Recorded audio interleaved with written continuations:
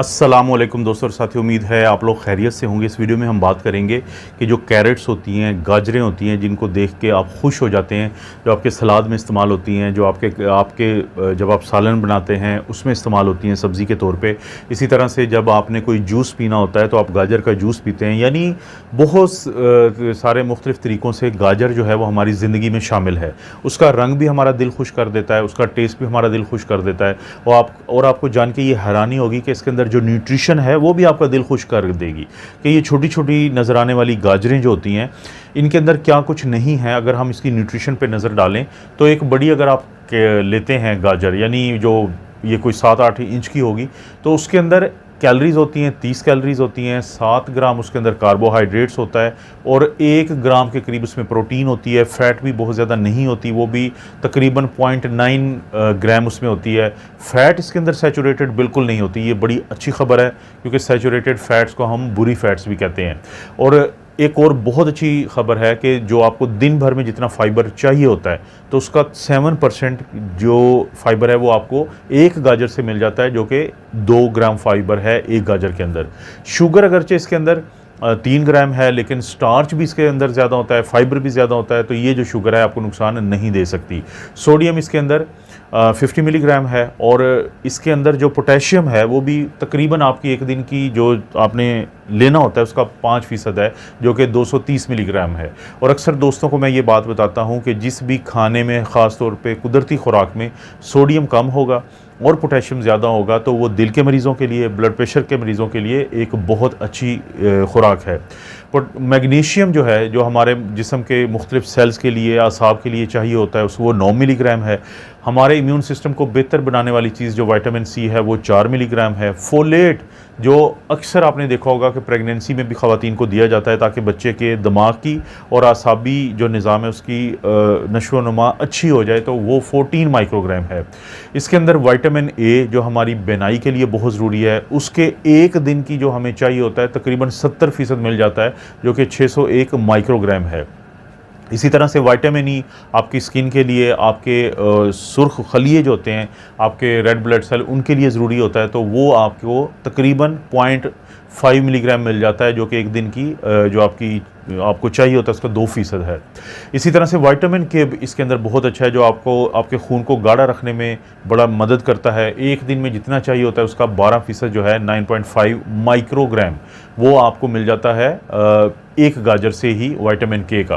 तो अगर आप यहाँ से देखें इसकी न्यूट्रिशन को कि कैलोरीज़ जो हैं सिर्फ 30 हैं एक के अंदर, फ़ाइबर मौजूद है, शुगर अगर है भी तो लेकिन फ़ाइबर क्योंकि मौजूद है और स्टार्च मौजूद होता है तो शुगर ख़तरनाक नहीं है, फ़ैट बहुत कम है, सोडियम कम है, पोटेशियम ज़्यादा है, विटामिन्स बहुत ज़्यादा हैं, तो मिनरल्स ज़्यादा हैं। तो ये एक गाजर जो है ये आपके लिए सेहत का ख़जाना होती है। तो एक एक करके हम देख लेते हैं कि आपकी सेहत को, जो मैं अगरचे ज़िक्र कर चुका हूँ कि आंखों की बेनाई और ये सारा, लेकिन देख लेते हैं कि आपकी सेहत को क्या क्या फ़ायदे देता है गाजर। दोस्तों, सबसे पहला जो और बहुत बड़ा जो इस्तेमाल है वो है आपकी आंखों की सेहत का।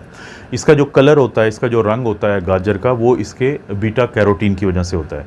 और ये जो बीटा कैरोटीन है ये तब्दील हो जाती है विटामिन ए में, और विटामिन ए जो है वो आपकी आंखों की सेहत के लिए बहुत ज़रूरी है। जब भी आप आंखों के डॉक्टर के पास जाएंगे आप नोट करेंगे कि या तो वो आपको विटामिन ए का कोई सप्लीमेंट देंगे या ऐसा सप्लीमेंट देंगे जिसके अंदर विटामिन ए मौजूद हो।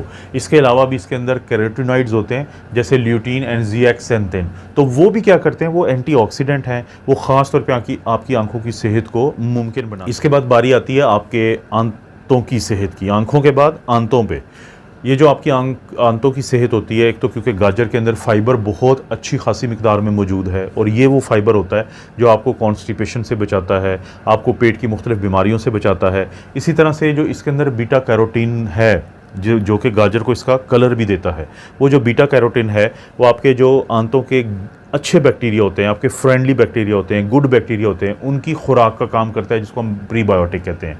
तो जिसकी वजह से जब वो ज़्यादा हो जाते हैं तो आपकी आंतों की मुख्तलिफ बीमारियां जो हैं उनसे आपको निजात मिलती है। तो आंखों के अलावा आपकी आंतों, मैदे की सेहत जो है, डाइजेशन जो है, इंहिज़ाम जो है, उसके लिए भी गाजर जो है वो। दोस्तों, उसके बाद बारी आती है हमारे दांतों की सेहत की। जब भी आपने गाजर खानी हो, कच्ची मैं बात कर रहा हूँ, या सैलड के अंदर, तो आपको उसको तोड़ना पड़ता है, चबाना पड़ता है। इस अमल के दौरान ये टूथ ब्रश की तरह काम कर रहा होता है और आपके दांतों पे अगर कोई कहीं पे प्लैक लगा होता है तो उसको ये साथ ले जाता है, उसको ख़त्म कर देता है, उसकी सफाई कर देता है, जैसे हम टूथ ब्रश से करते हैं। तो और इसके अलावा इसमें कैल्शियम और फास्फोरस है, वो भी क्या करता है, वो भी आपके दांतों को मजबूत बनाता है हड्डियों के अलावा।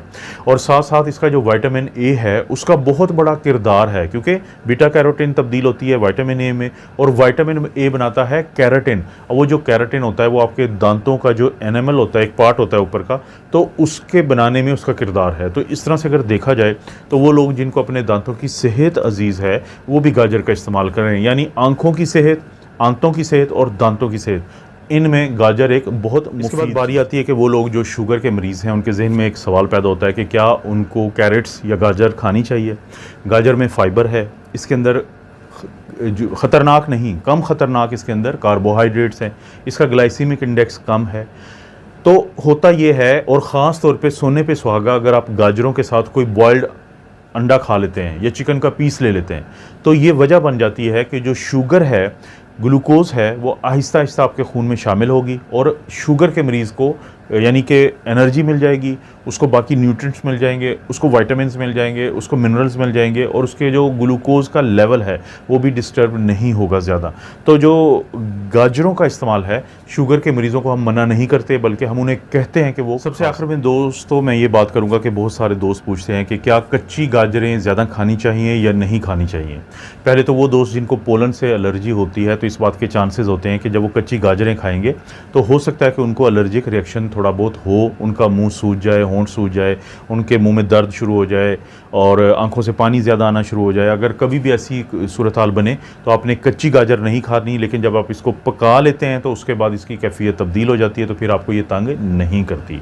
इसी तरह से बहुत सारे लोग जिनको IBS यानी आंतों का एक मसला होता है या गैस्ट्रोइसोफेजियल रिफ्लक्स डिजीज़ है या उनकी गैस ज़्यादा बनती है या पेट में अफारा होता है, तो वो भी कोशिश करें कि गाजर को कच्ची मत खाएं बल्कि वो पका लें, क्योंकि पकाने के बाद इसकी ऐसी कंडीशन बन जाती है कि ये आपको इस तरह के मसाइल नहीं पैदा करती। लेकिन बहुत सारे लोग हैं या कुछ लोग हैं जिनमें कच्ची गाजरें खाने से पेट के ये जो मसले होते हैं ये जन्म लेते हैं। तो कोशिश करें कि अगर आपको कच्ची गाजर खाने के बाद इस तरह के मसाइल का सामना करना पड़ता है, क्योंकि कच्ची जो सब्ज़ी होती है थोड़ा मुश्किल होता है उसको हमारे जिस्म के लिए जज़ब करना, तो कोशिश करें कि उस सूरत में फिर इसको अच्छी तरह से आप पका लेते हैं जैसे घरों में हम पकाते हैं, तो उस सूरत में आपको फ़ायदे ही फ़ायदे मिलते हैं, इसका नुकसान नहीं होता।